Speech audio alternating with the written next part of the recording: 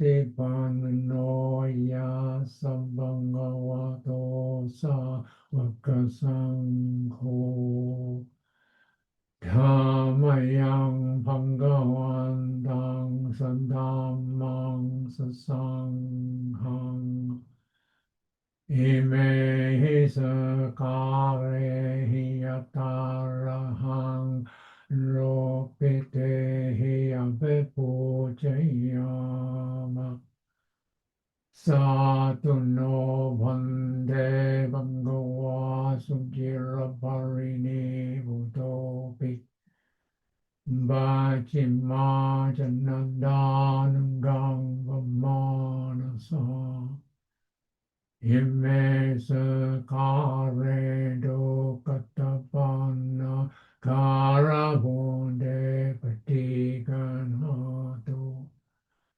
Ham ham dikharadang hidaya sukhaya Araham samma sambuddho bhagava Buddhang bhagavantang abhivademi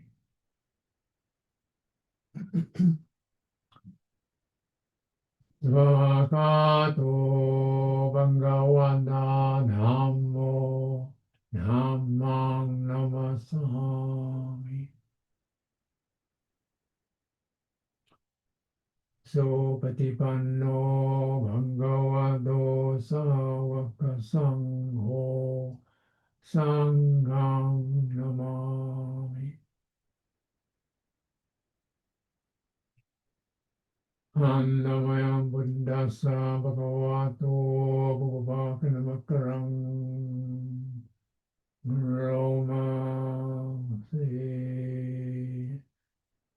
Namo tassa bhagavato arahato samma sambuddhassa Namo tassa bhagavato arahato samma sambuddhassa Namo tassa bhagavato arahato samma sambuddhassa.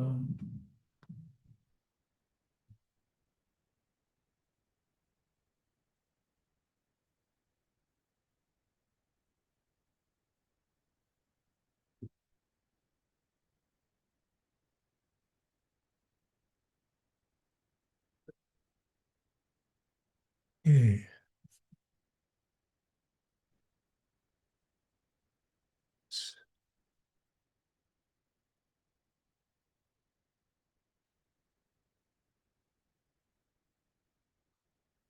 So settling in for some direct practice. Today I'll suggest gives a guidance on directing attention. And so attention is a function of the mind that locates an object. It's an object definer. We use it a lot of the time with our eyes, our thinking mind. We get a specific object. Whereas awareness is something more like a receptive, receives the whole field, the whole impression of things. So awareness pinpoints, attention pinpoints, awareness receives. Often the differentiations can begin to cease in awareness, whereas differentiation is actually the function of attention, to differentiate. Say this is this and not that. Well, they both have their uses. Generally, we operate the two together. But just as an exercise in attention, to get to be able to focus on a point just for a second or two, So you get attention to just touch, attention like a touch. Because the problem with attention is if you linger on a topic of attention, it's fine if it's a wholesome topic, then your awareness begins to receive that and open up into a wholesome state. But if it's an unwholesome topic, your attention snags on it, then your awareness gets flooded with dark, occlusive energies. Yeah. And it tends towards, if you linger in attention on an unwholesome object, tends to get obsessively negative, yeah, or obsessively craving, because attention is not ethical. It's not an ethical function. It's just a sheer cognitive function. Attention itself doesn't care whether the thing is good or bad or whatever. It just does pointing. Awareness is where you begin to receive, hey, this doesn't feel so good. What's happening here? This whole field, which we can cultivate in various ways, sampajana, clear comprehension, and so on. But so just attention is helpful for giving clarity and moment by moment precision, specific precision. Whereas often we are kind of in a blur of, oh, that's another one of those, or we're in a kind of time blur. Not really exactly here. We're about to become something or go somewhere else. Yeah? We're in the middle of a process that's unfolding and going on. And this can sweep us off our feet. Very often in daily life work, for example, that's very much the scenario. You're in something that needs to go to something else and talk to somebody and plan this and plan that, and just get swept along. So really sharpening one's attention to just get this moment. And because in terms of the mind, this moment is very difficult to locate because the mind itself has no clear boundaries. But we can focus on specific points in the body, which does have clear sensation, provides clear boundaries. So we're sitting or standing, preferably not moving around, but sitting or standing, possibly reclining, but that's a rather more subtle practice. Just bringing ourselves, here I am, here it is. And we'll start with just focusing on points in the body. As we breathe out and you feel the out breath, the end of the out breath. With your attention, just go to your left knee. What does that feel like? And then as your in-breath comes in, let go. And go back to the in-breath lifting. Okay. Then let that in-breath open out. Out breath. Go to your right knee. Get to the end of the out breath, the right knee. Then in-breath release. Then maybe where you're sitting, the right side of your seat, or the left side of your seat. In-breath release. Really release. Go to that sense of release. Next out breath. Stay with the out breath all the way down till it finishes, and then touch the right side of your hip, your seat, your right buttock. Pressure there. Okay. And then you might, next time you breathe in, release. Breathe out. your left hand.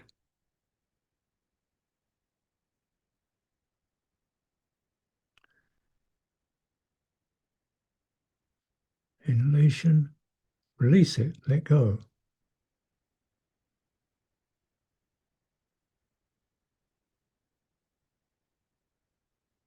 Next exhalation, wait till you get to the end of it. Follow it sliding down.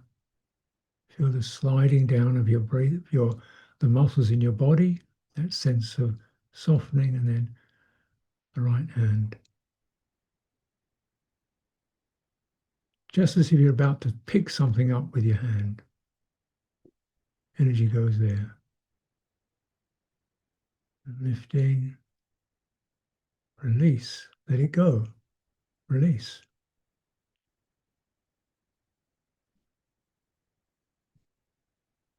You might come to the left shoulder.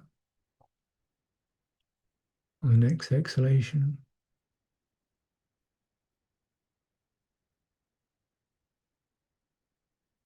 release it.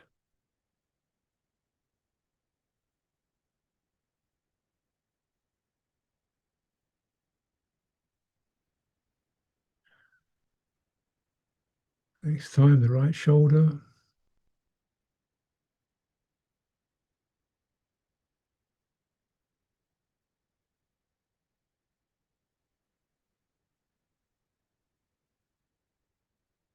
Release it.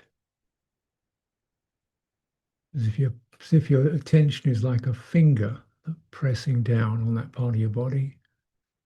Then release it. And the feet.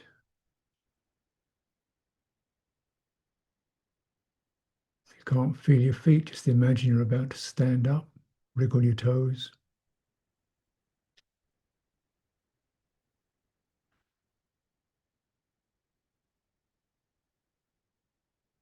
Release it.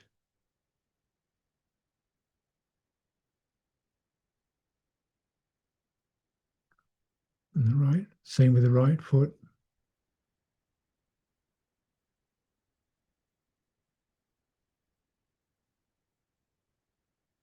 And release it.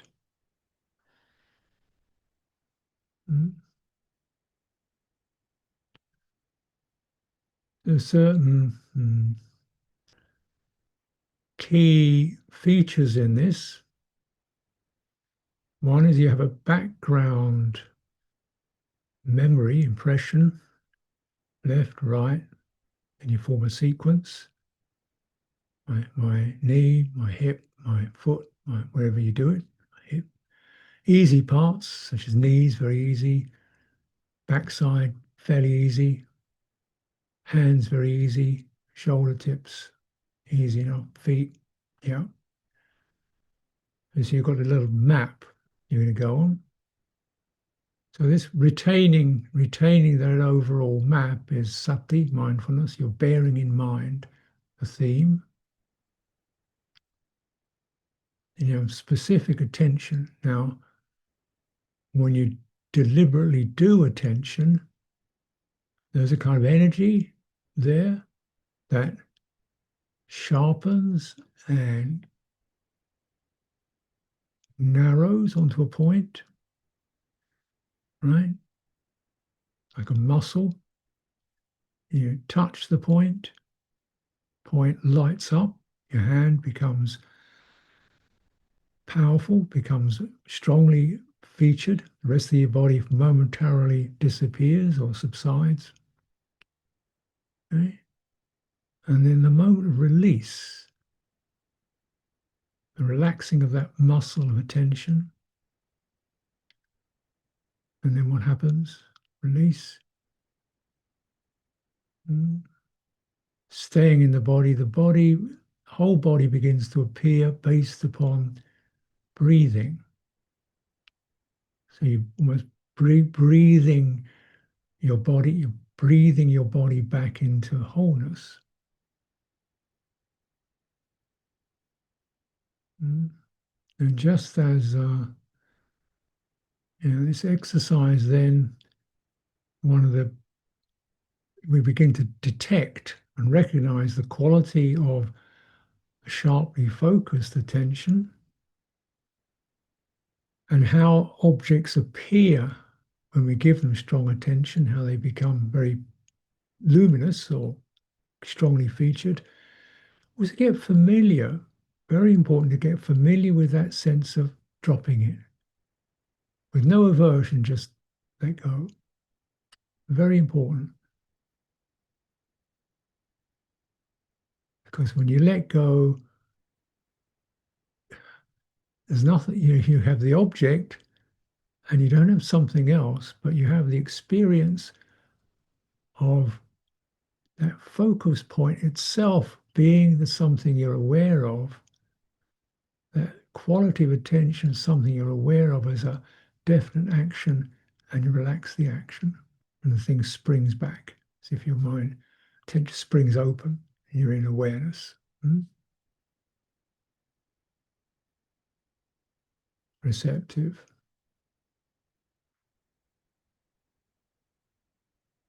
This helps to clear out stiffness or cloggedness in attention, where we get locked onto things, or we get dull and not really very clear attention. Certain stagnation, where there's no real clear holding and no clear release either. We're just in this kind of middle ground of being held by things and of feeling we're carrying weight. So we've become more passive. And then this is not a good state to be in, passive.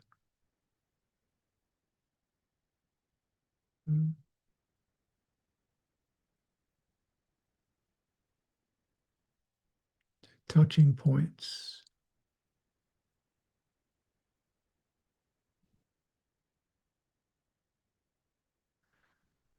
And if you get some strength in this, some capacity in this, and you're familiar with the quality of attention, focusing, and the experience of release,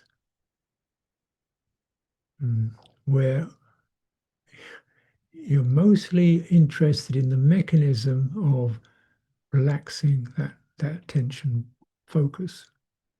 There's nothing to do with the object. We're not averse to the object. We're not trying to get rid of it. We're just working on how our mind operates, getting to operate into that. Like flexing a muscle. When you get some skill in that, then becomes the really more tricky process, but exceptionally helpful, a topic in your experience that's strong for you, that you feel yourself constricted by or obsessed by or bothered by, which sort of gets you, which seizes you, your worry or your anxiety or feeling overwhelmed. Then focusing that particular point, that sense, that mind state. Can I actually locate that mind state as an object, not as me? This is the worry object. Everyone gets this. Touch it firmly, fearlessly, shamelessly, then release. And what do we open up into?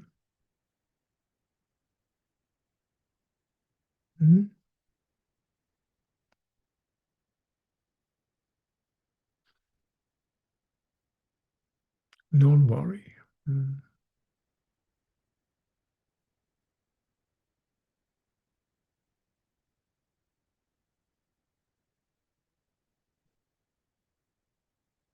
And it might only last a few seconds, or the worry comes back, or something else comes in. You make that object, this is an object, give it strong, decisive attention, touch it shamelessly, fearlessly, without malevolence or fascination. then release. And that release, you feel the energy shifting. Mm.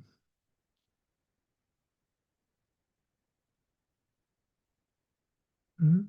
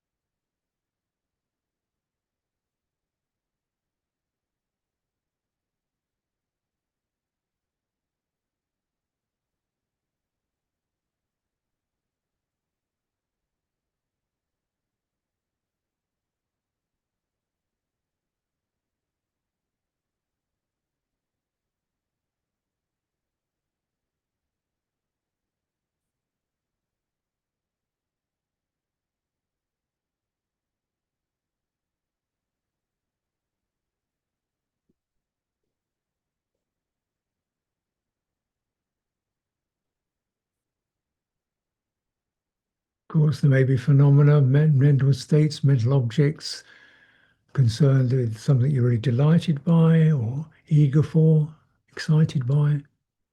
Okay, hold that as an object. This state of uh, strong energy, movement of the heart. I'm going to see so and so tomorrow. It's going to be wonderful. Okay, it's a state. It's a state. Then release. Cooler. Entering into the domain of release. You experience as cool, spacious, stable. Is the only stable place.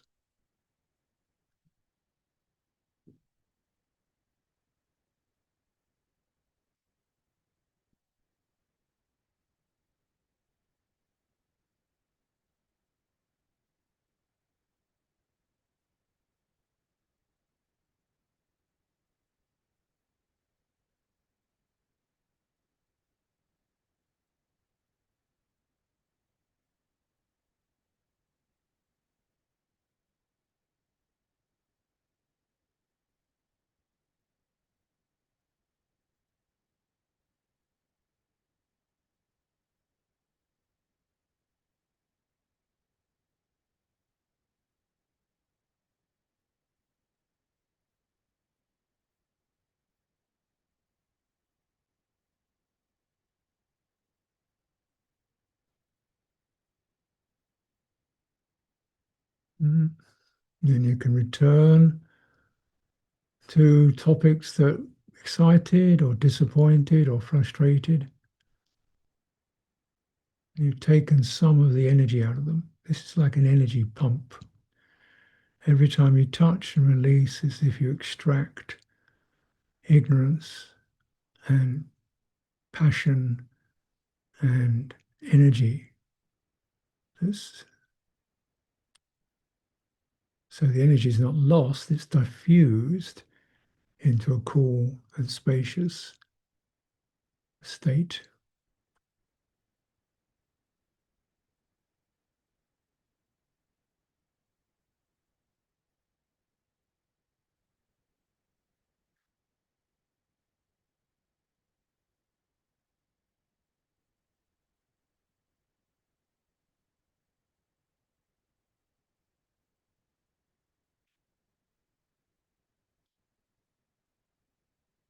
So if you want to take a few notes of this process, if it interests you, and recommend you can pick it up and do it for part of your daily meditation practice. You might dedicate a certain period of time to just do this sharpening focus and understanding and activating the release of attention.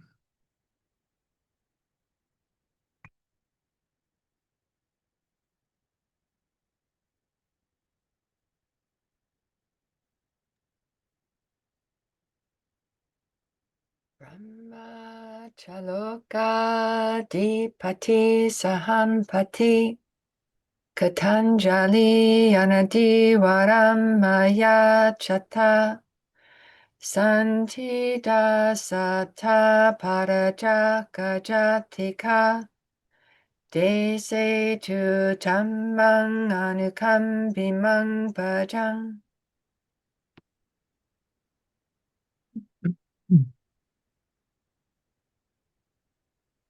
Namo tassa bhagavato arahato samma sambuddhassa. Namo tassa bhagavato arahato samma sambuddhassa. Namo tassa bhagavato arahato samma sambuddhassa. Buddhang dhammang sanghang namasami.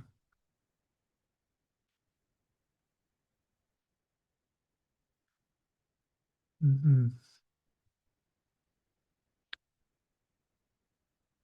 The term release, there's several terms for it, but the immediate action of releasing is called votsaka. Votsaka. And so this is something that can be cultivated around particular phenomena. And so the result of being able to do this thoroughly is called vimutti, which means liberation. Yeah. So these terms, you see, liberation is much more full thing. Bodhisattva is much more the ability to just release yourself from that hindrance. Vimutti means you've done this to a considerable degree, so there is a sense of, yeah, I'm pretty, I'm not really getting affected by lots of stuff. Yeah, vimutti, and there can be liberation from ill will, or from craving, or from various corrupting processes. And then the final liberation, nibbana, yeah, means it's all cleared. But Bodhisattva is like a mini nibbana. It's on the path. And so the Buddha described this itself as a condition that one's process in any meditation practice is based upon viveka, the ability to stand back and get things in perspective. So withdrawn, oh, that's that. Where phenomena that we were normally so engrossed with, we didn't even, it became us. We say, oh, that's guilt. Oh, that's that. It's unwholesome. And then viraga, dispassion, whereby that increasing ability to hold things at a distance allows the emotional charge of that experience, the turbulence of it, to die down. Passion, just holding it at a distance and holding it as passion, not feeding it, it tends to die down. And there's viraga, dispassion, whereby the heart feels quite cool. And then nirodha is cessation, which is the third in the sequence.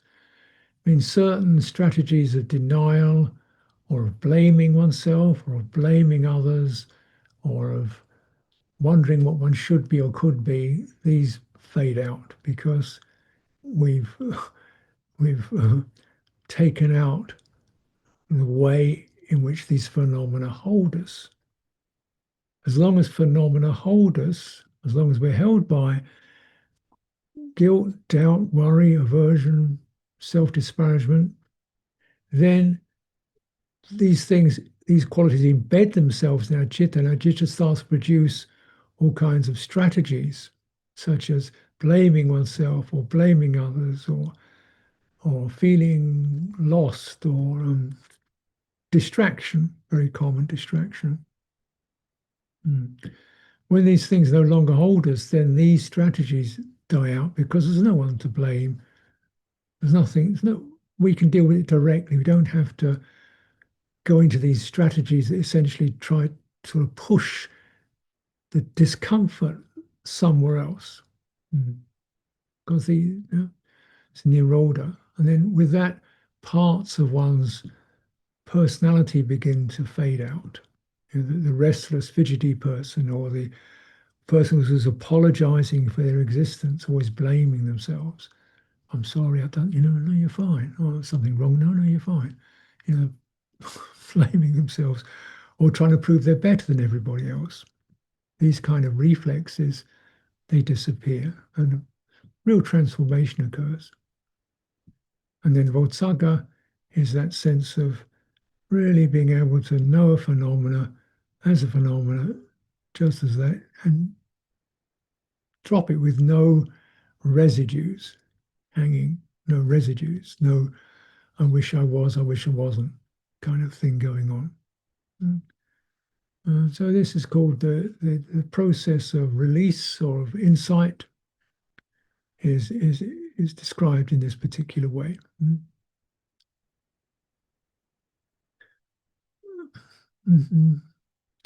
And attention plays a part in this because, first of all, to even give proper attention and to use attention to get to the point of what's really where we're getting some suffering, where stress is occurring.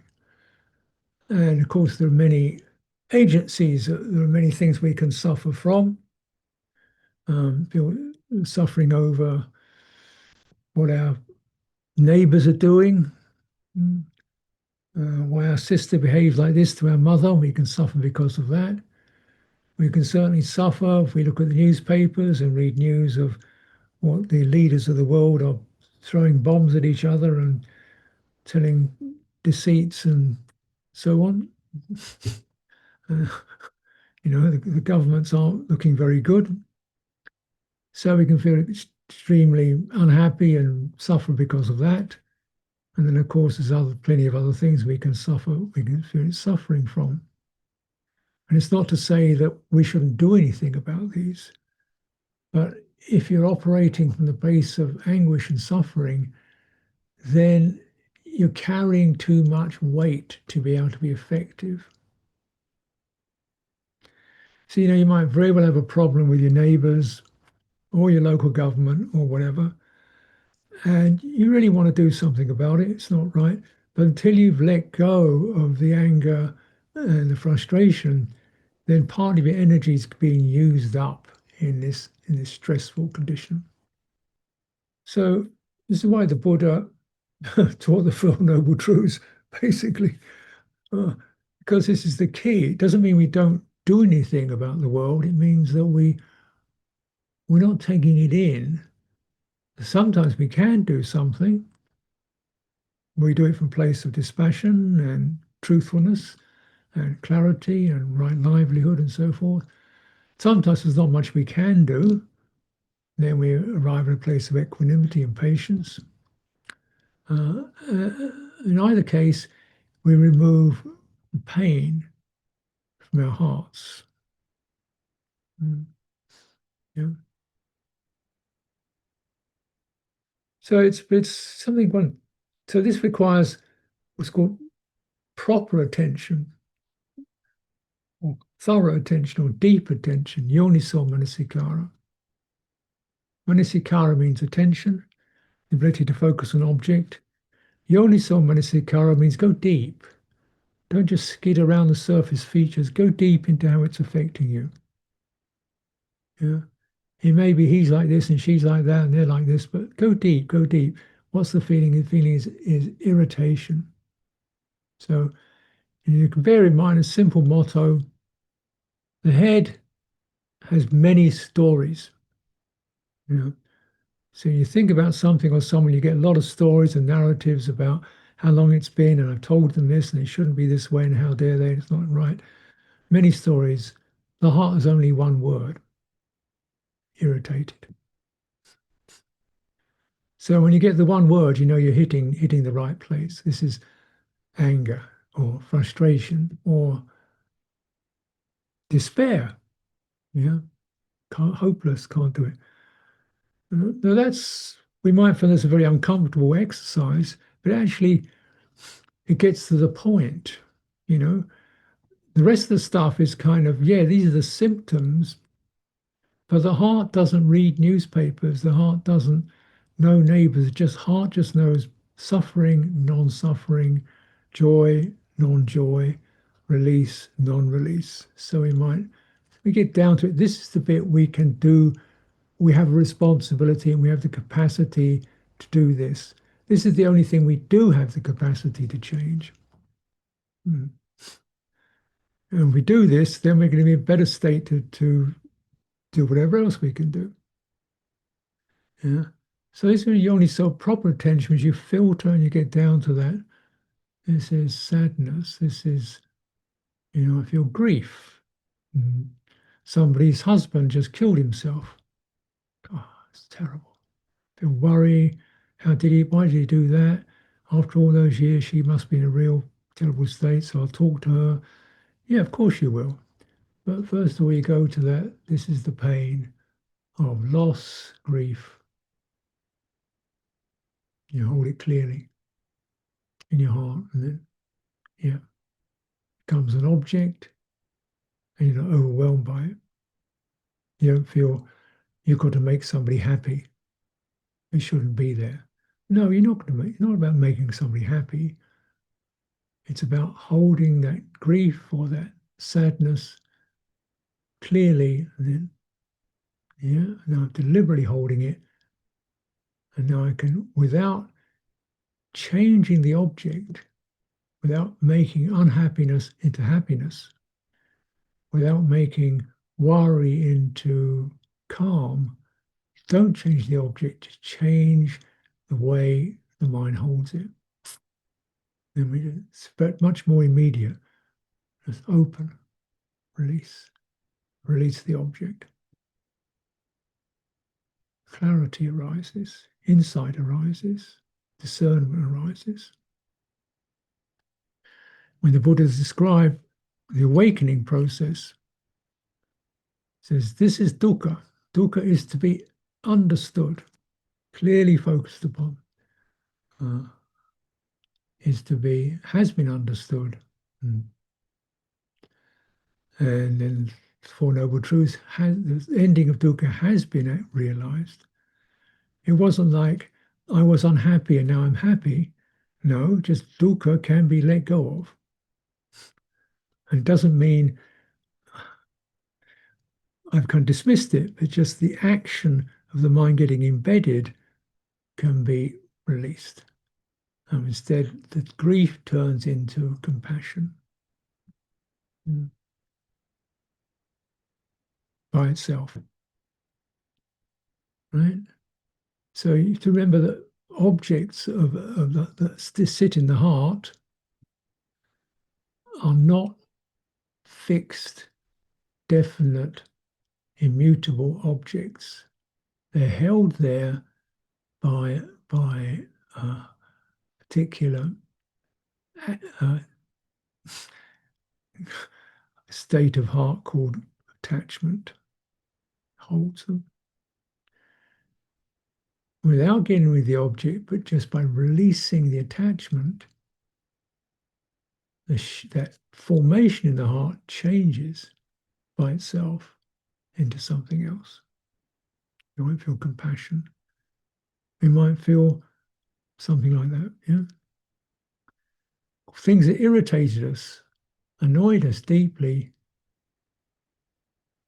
Yeah, that's really annoying. Irritation and anger feels like this. And you notice what it's doing to you. And then can it be not dismissed, but the attention to it, can that be softened and opened? And then anger turns into strength. And we feel a sense of strength. This is not correct. It's not appropriate. I'm very clear on that. I'm not tolerating this, but I'm not angry. You see? So these forms that can seem so obsessive and obstructive can transmute and transform through the power of letting go. Yeah. And then, of course, if we have a sense of grief and we release that and it becomes compassion, this is a kind of like, it's not a personal attribute, it's a spontaneous and unfabricated heart energy that makes us much bigger than ourselves. If we have a lot of anger and irritation and that transforms into strength, we feel a tremendous sense of stability and dignity and authenticity. And then, this helps to stand against experiences being insulted or treated poorly. You stand, I'm not, then you can stand. You say, no, no, that's not correct. I'm not taking that. That's not appropriate. But there's no anger. It's just that's not appropriate. It doesn't fit. Just making a statement. And when we get obsessive fascination with things we see, we feel delighted. I want to hold that. I want to eat that. I want to take that in. We want to wrap ourselves in something that looks good, tastes good, smells good. Wrapped in this. What's this doing? It's making you into a prisoner.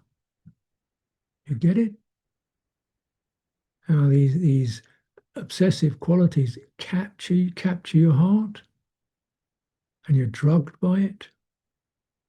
You're glazed. Your heart is glazed and drugged by things that attract, delight, or wound. The attractive thing, this is attraction. Rather than I shouldn't be attracted, or this is attraction is like this. Can you hold it clearly as an object?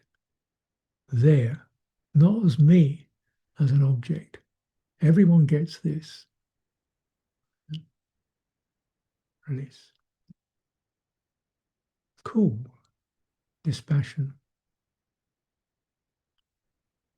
One can see something is, yeah, that's kind of beautiful, but I don't particularly want to. Because we can't have anything. And we know this intellectually, we may know I can't possess things, but emotionally to learn it so that reflex doesn't keep taking over means you've got to go through this process of distinct, clear focus and distinct, clear release without aversion and without self. This is just a kind of a little one guide to this process, which is the big process of releasing the heart, isn't it? And this is called like immediate release.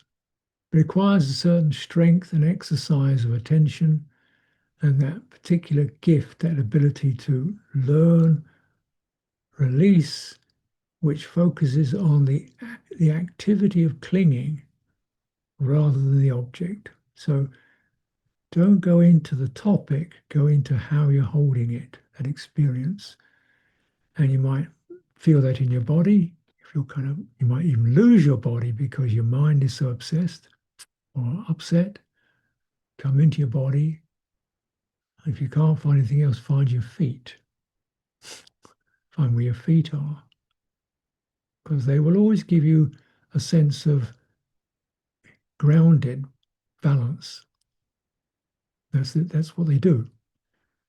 From there, aware of my feet, aware of being activated, disturbed, strength builds up, then you can use that strength to just release attention from that particular mental object.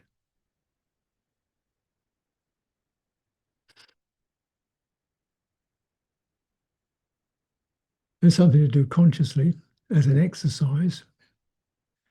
But over time, what begins to become, the citta begins to know this. Ah, there is that. And we're less hoodwinked, less deluded by topics, by mental states. And that sphere of release, that domain of release, is more readily available. Till eventually, for an experienced practitioner, it's pretty much like an open door. You just move into that. Of course, when the Buddha described or elucidated the five hindrances, you may think, well, five, is that all? I seem to have more than five. Because we often have hindrance cocktails.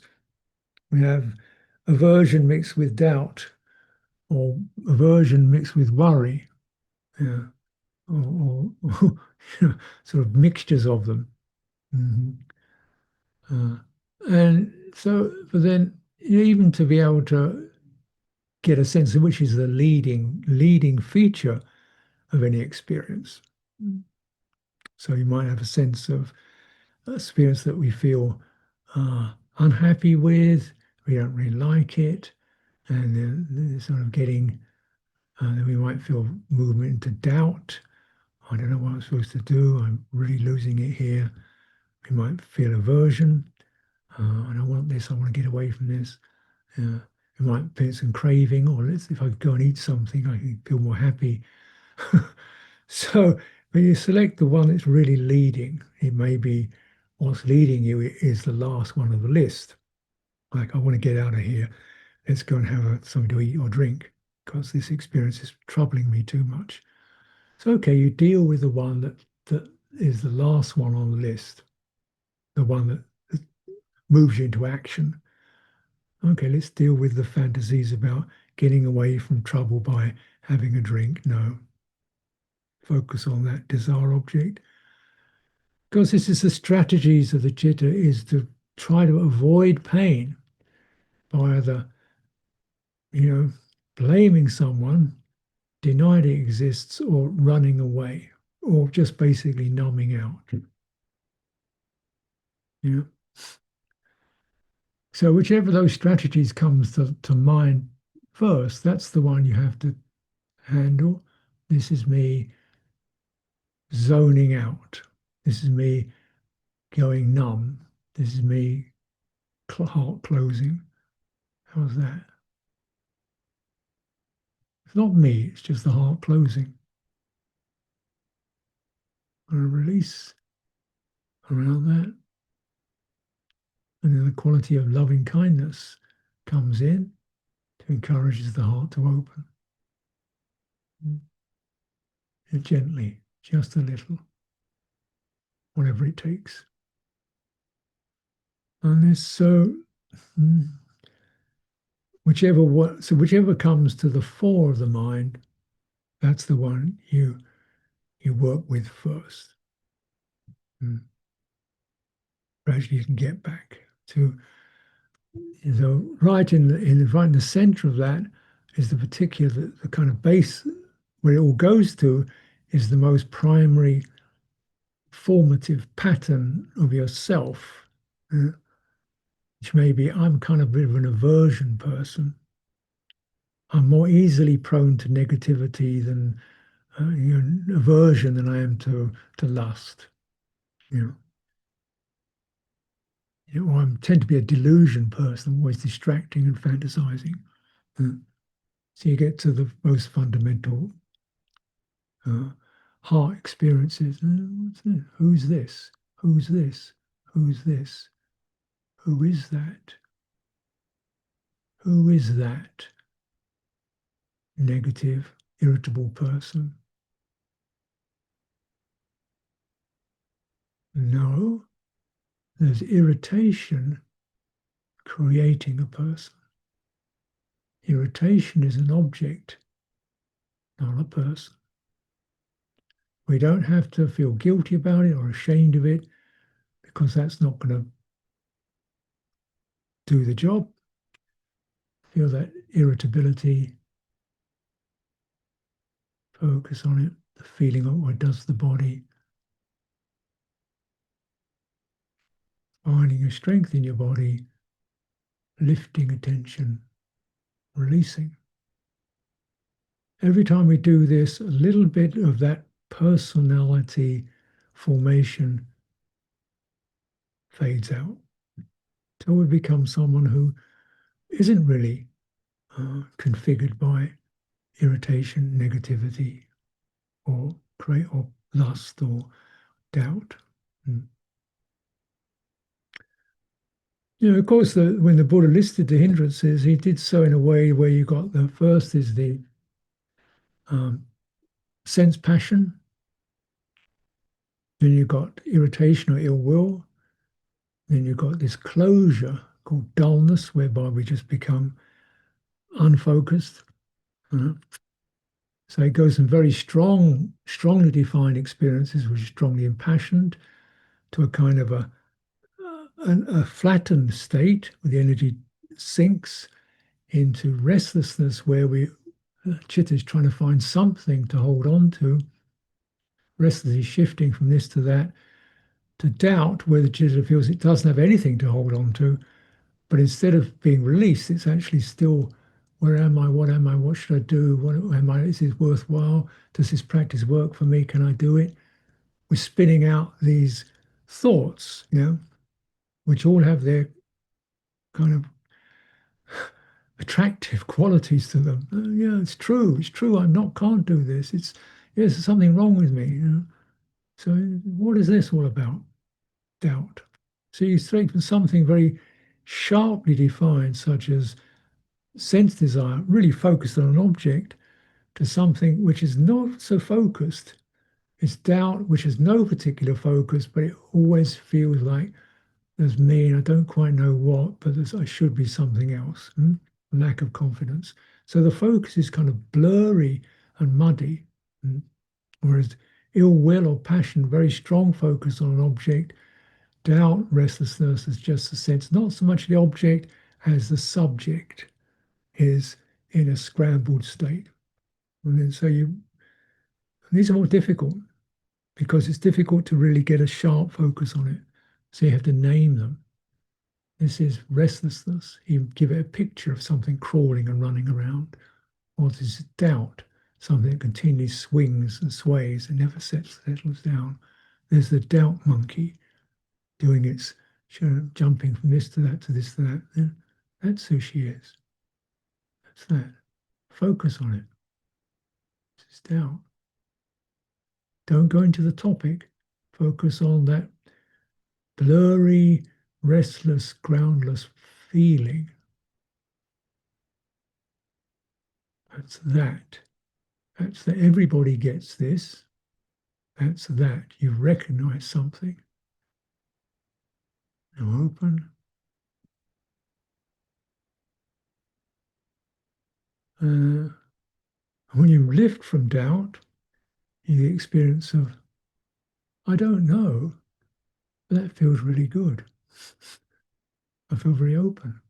I don't need to know. So in some ways, the characteristic remains the same, or the foundation remains the same, but the way the heart experiences it shifts. So that essentially there's no suffering with it. And we become into that negative formation transmutes into something we feel, oh, belongs to the sphere of release. This is the release from suffering, stress. Yeah. Lust turns into loving kindness. Irritation turns into strength. Dullness turns into equanimity. The restlessness turns into investigation. How is this? The doubt turns into awe or openness. These all are associated with the domain of release. So offer this for your reflection today, and I hope something in there sticks that you find useful and can get benefit from. Thank you very much. Andamayang Dhammakataya Sadhu Karang Tadamasehi Sadhu Sadhu Sadhu Anumodami.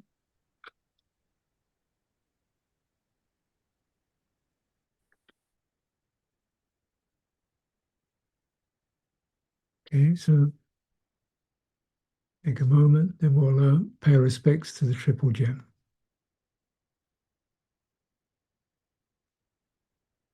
Use a moment to let any of these things die down and see what you're left with. Important to, take the moments to just let things settle and what can I take away?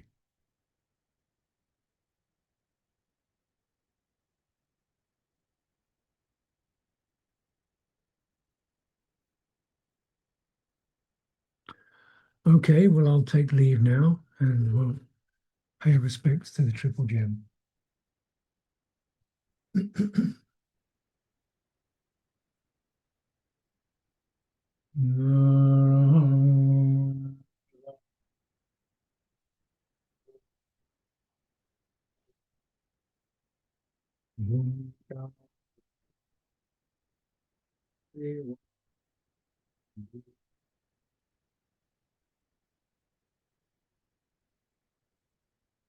Vagato Bhagavata Dhammo Dhammang Namatsami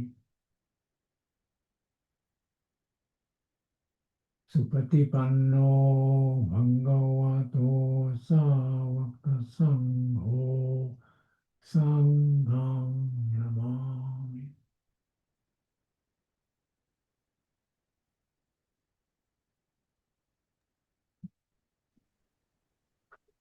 Paul, allow us all now in the Sangha community to pay respects and take leave from you and wish you a healthy, safe, and delightful Vasa ahead.